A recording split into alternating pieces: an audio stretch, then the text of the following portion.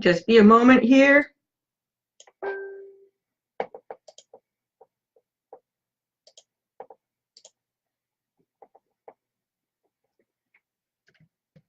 Sharing it into my group.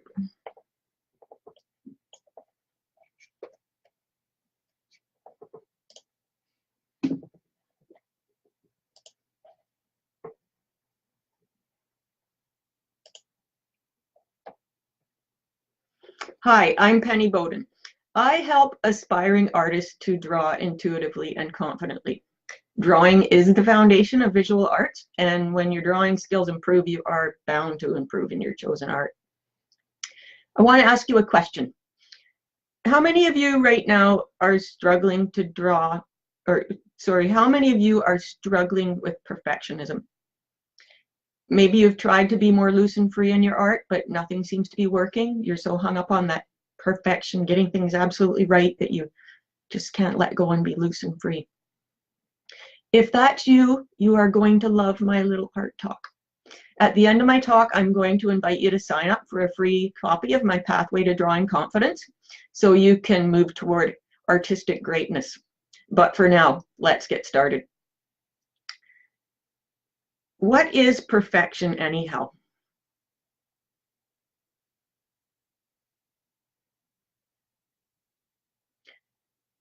Perfection seems to be something that many people strive for.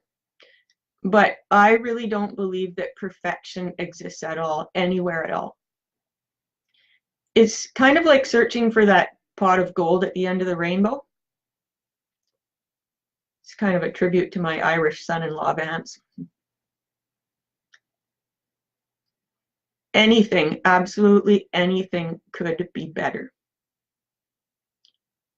Yes, there are some things that are easier to gain so-called perfection in. Let's start with something that's connected to the arts. Take framing, for example. With good practice and great care, one can get really good at cutting the perfect matte, getting the glass sparkly clean, perfectly clean, and lining up the corners of the frame perfectly. But is it perfect? Is it perfect?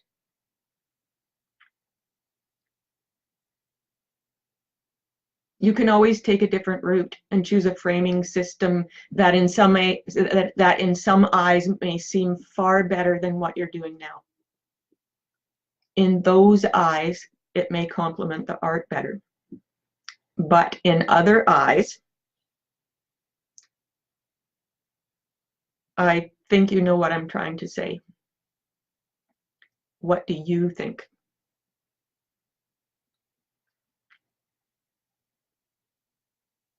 Back to the arts themselves, and specifically visual arts, because that's what we cover here. Have you ever noticed that with every piece of art that you complete, there is something that you could have done better?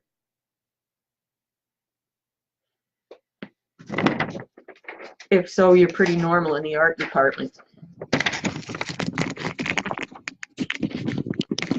You are certainly not alone. It's an artist thing. It's your inner critic speaking. And as long as you don't let that inner critic get out of control, it's also your built-in way of growing as an artist.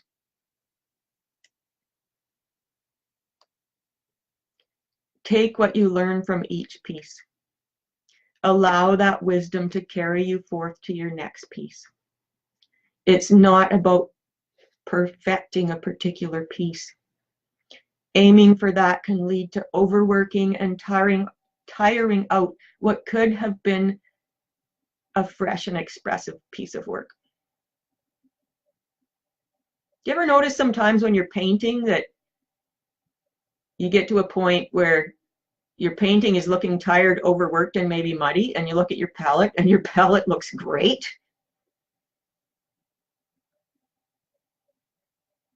All those beautiful colors there. Why can't your painting look like that? That's what overworking does. It's easy to overwork. I posted earlier in my group just what is perfection anyhow, and I was thrilled with all the interesting answers that people came up with. And if you commented on that, thank you. Everybody had a different perspective, and there's no right answer for that. It depends on how you see perfection. Some people say that things can be perfectly imperfect, and that's, you know, that's what I like to say too, but that still begs the question, what is perfection? I like to say not, you know, you can say perfectly imperfect, but you can also say it feels great. I've done what I set out to accomplish, or maybe I haven't done what I set out to accomplish. Maybe I've gone in a different direction, but you always learn. It's about learning. Art really is, it's not about perfection. It's about passion, learning, and self-discovery. It's about growing and accepting your own creative self and the whole beautiful self that you are. Yes, you are beautiful. Tell yourself that many times. Your art is beautiful. Tell yourself that. Your art is beautiful because it is your own creative expression. And how could that not be beautiful? If you truly are creating from your heart expressively, how can that not be beautiful? And perfection, aiming for perfection, can really get in the way of that. Hi, Joe. Great to see you here. Just going to check my comments in my group or in my post in my. What do you think, Joe, about perfectionism? I get frustrated with my Facebook comments sometimes because sometimes they don't show up until after I've actually finished. Okay, great. We got some comments here. Sandeep says that best art is drawn creative. Absolutely, that's what it is. That's what art is. It's creativity. And when you get hung up on perfection, it turns more into a science than anything. And science is an important part of art. Art involves science strongly. And science is important because when you think about your scientific knowledge of the human face, you know, the eyes are about in the middle, the nose is, the bottom of the nose is I can't, you know what, I can't even remember exactly what the measurements they say in the art rules because I draw intuitively. I just kind of hover my pencil over the page after I've got the eyes in and just get a feel for where should that nose be, and trust my intuition and allow myself to just get a feel for where that nose should be. And I find that goes way farther toward getting an accurate face than going by those rules. But that being said, you also have the scientific knowledge. You may not even knowingly refer to it as scientific knowledge, but if you know the human face, which generally we all do, that is scientific knowledge. You know what the human face looks like. So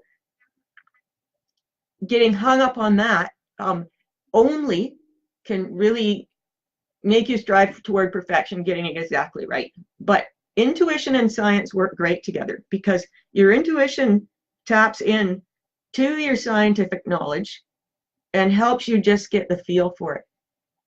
But you have to trust your intuition. You have to be able to trust. If you are hung up on the scientific knowledge only and getting it perfect, then your intuition doesn't have room to come in and work.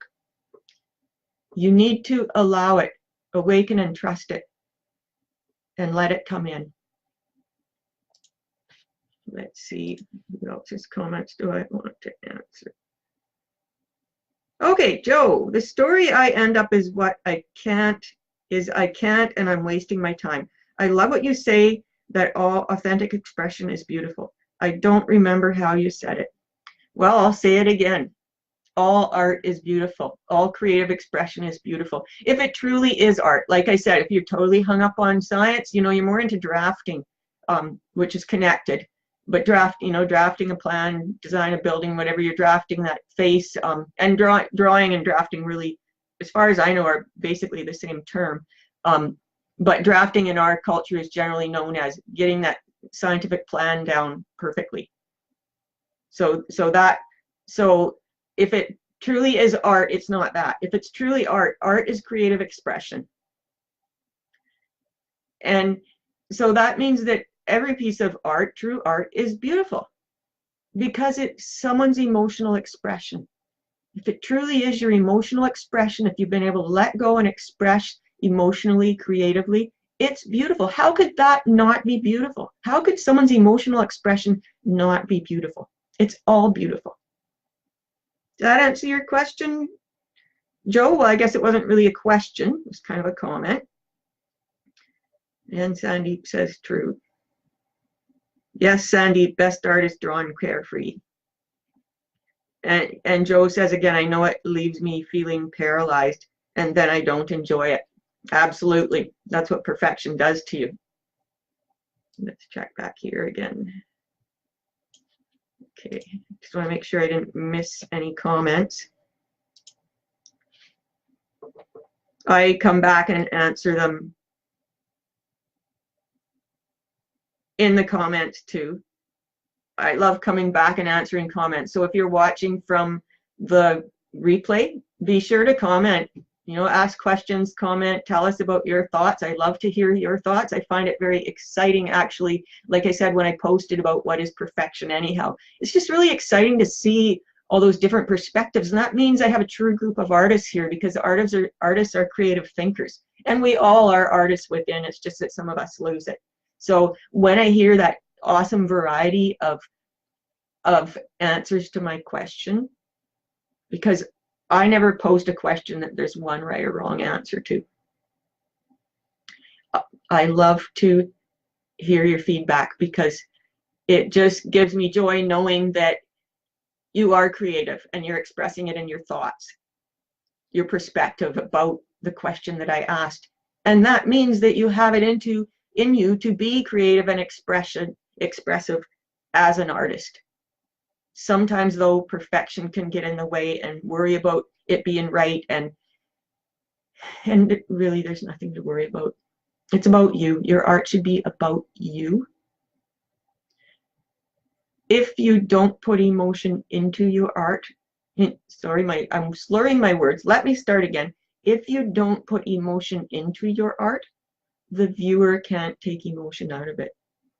True art that impacts people, that stops viewers in their tracks, art that flies off the gallery walls, that is art that is truly expressive. When you buy a piece of art, you're buying a piece of the artist's heart and soul. People don't want to see things that are stiff and lifeless because someone has been so hung up on getting it scientifically right and forgetting their intuition. It's about creative expression.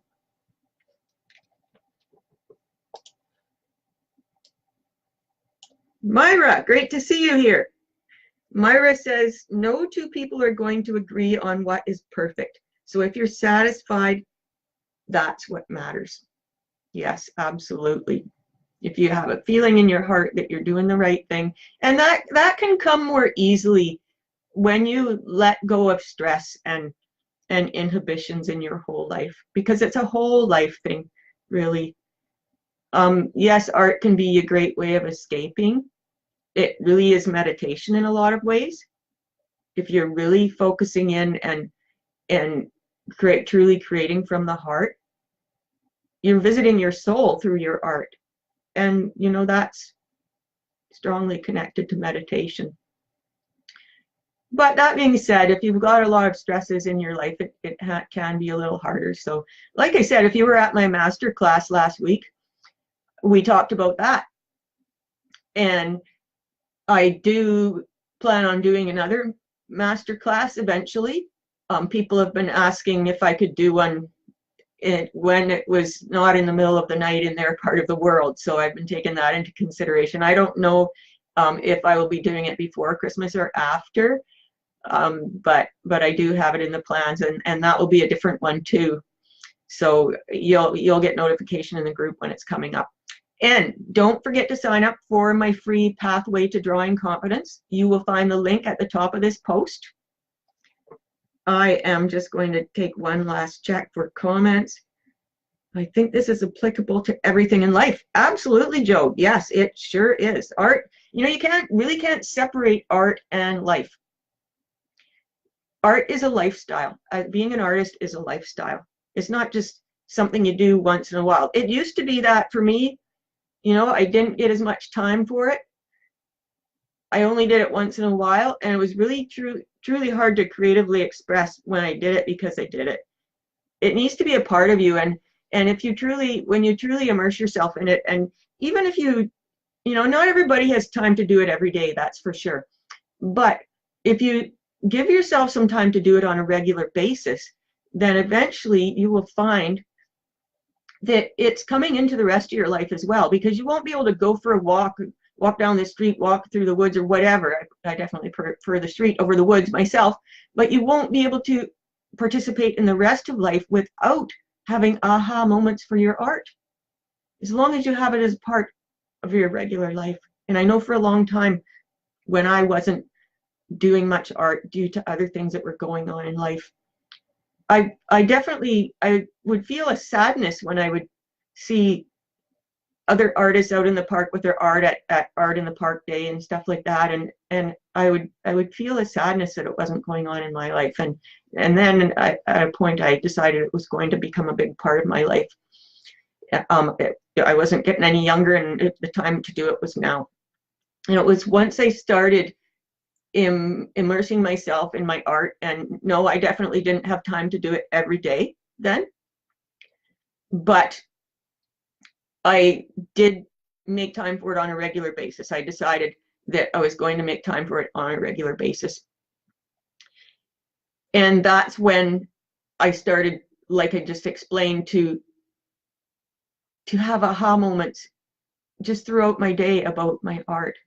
Hey, you know, that looks like it would make a nice piece of art. I would notice inspiration in all kinds of things. So that's something to think about. You're not getting any younger. The time to do it is now. Love that. Visiting your soul. Thank you. Yes, you know that, and that just kind of came out. I never thought of that ahead of time. Marilyn joined. Thank you for joining us, Marilyn. Glad to see you here. Are you going to talk to us? Joe says, thanks, Penny. This all came at the right time. That's good, because, you know, really, the inspiration and advice that I give fellow artists, and yes, you are artists, you need to make sure you give yourself that title. That's a big step. It's a big, huge part of it. And checking for comments. Now I lost where I was.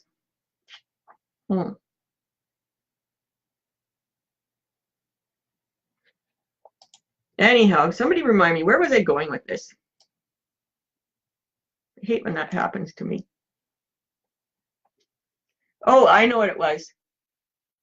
The advice that I give to artists, the inspiration that I send out through my emails, that I do in my live streams and my posts and everything, all the inspiration I give to fellow artists is applicable to life itself, because being an artist is a lifestyle, and we all really are artists. I think it was Pablo Picasso that said, there's an artist in every child. The challenge is keeping it there, or something like that, because there is an artist in every child. We were born with the creative ability, because we need it to survive. And once our survival needs are met, we can use that beautiful ability in other ways to create beautiful artwork. So I hope you do lots of that. Again, don't forget to sign up for my free Pathway to Drawing Confidence. You will find the link at the top of this post. And anyhow, I will see you next week, same time, same place.